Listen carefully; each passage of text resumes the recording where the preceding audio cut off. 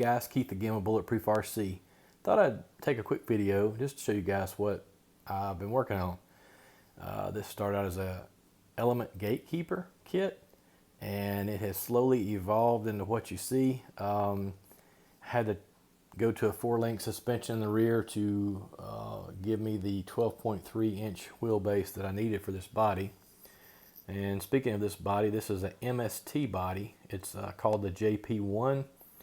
MST does a great job with their bodies. They're thick as a Proline body. They come with lots of accessories. For instance, the grill with the light buckets, the mirrors, the windshield wipers, the snorkel, the light buckets in the rear. So I can get this thing turned around for you. Yeah, they came with the kit as well. Door handles, I don't know if I mentioned those. Yeah, it's a pretty good body. They make also a J45C body, which I plan to do another video on. And you can make these things look pretty realistic. Of course, I've added a few things as well.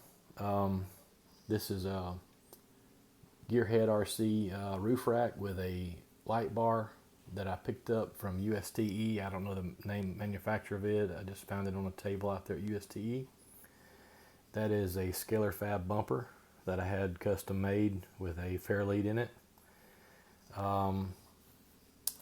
These are Element Trail Walker sliders, which I had to modify for them to fit this body. I'll show you in a minute when I take the body off.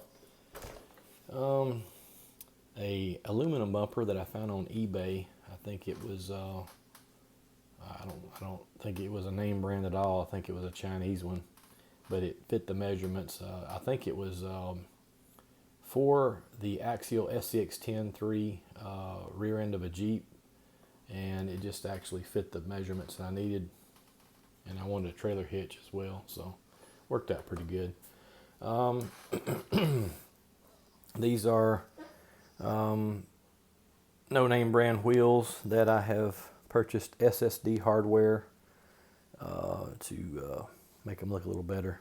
And of course, those are RC 4-wheel drive center caps, front and rear. And let's pull the body off. I'll show you what I've done underneath. Okay, underneath, I mounted the body using the stock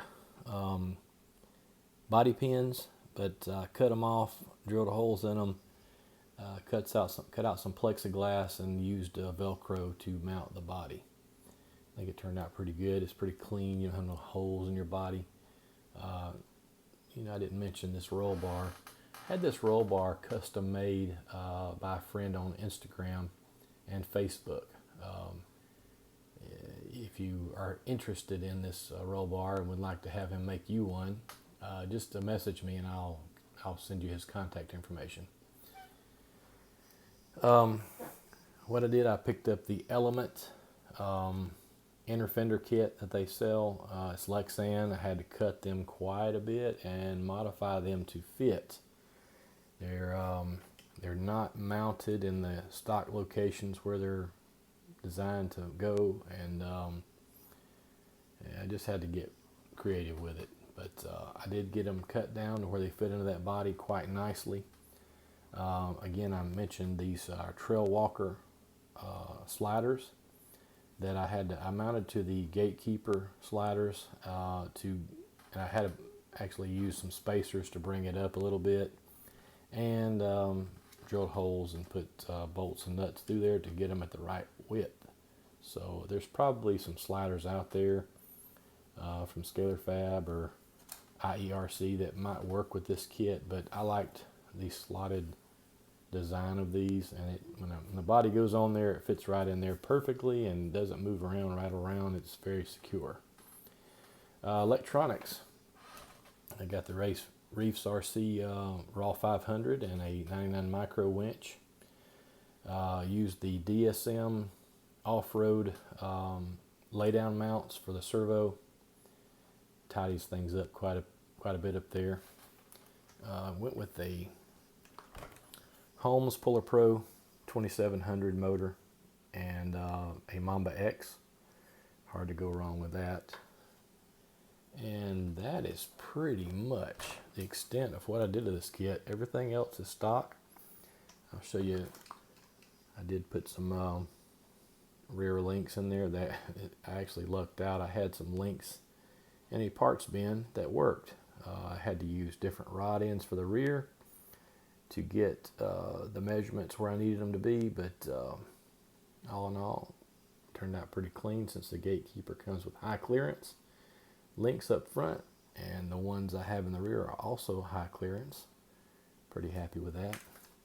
Oh yeah, and just for cosmetics, I got the STRC diff covers, and then I also have STRC shock caps, because I have found as good as the Element shocks are, I have found them to leak. The plastic shock caps. It's like hit or miss. I mean, you'll have two that don't leak and two that will. Had this happen on my Ecto, and it also happened on the Gatekeeper. So anyway, went ahead and got the aluminum shock caps. When you go that route, they don't leak anymore, and they perform quite well. Let's get this body put back on. Okay, body has been reinstalled. Got the lights hooked up. These are just 5mm white LEDs and amber orange 3mm LEDs up front, and then got some I believe they're 5mm reds in the rear. Yeah, you can also put 3mm white ones in there as well, but then you're just going to have reverse lights on all the time, so you don't want that. And the light bar does work too, but I've got a switch for it to work independently. No sense in showing you that on the video here because it's insanely bright and it wouldn't come across very pleasantly anyway. So I like having my light bars on a separate switch simply because out on the trails I like to run my headlights, but I only run light bars at night because they're kind of annoying sometimes. When folks run light bars 24/7 outside, it's not realistic. If you're wondering what the heck is this body trying to recreate, well, there are truck kits or Jeep kits out there to turn a Jeep into truck. I'm going to pause the video real quick and show you a couple pictures. There are kits that will transform a four-door Jeep into a truck, and also a Gladiator. There's aftermarket bobbed beds for the Gladiator to make them look similar to this as well. And I'll pause the video and show you.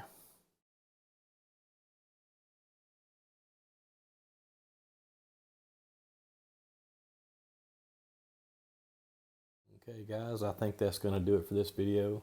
Just a short one, just wanted to catch you guys up on what I've been working on. As always, like and subscribe to Shoe Fits, my friends, and have a great day.